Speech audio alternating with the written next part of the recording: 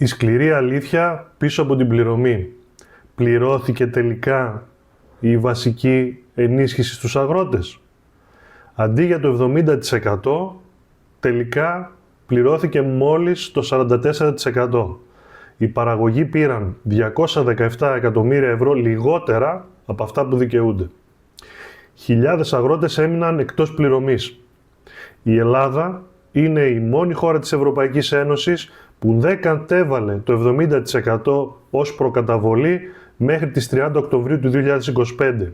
Και αυτή πραγματικά είναι ιστορικά η χειρότερη προκαταβολή βασικής ενίσχυσης στη χώρα μας. Αυτή είναι η αγροτική πολιτική της κυβέρνησης. Όχι πραγματική ενίσχυση, αλλά καθυστέρηση και κοροϊδία.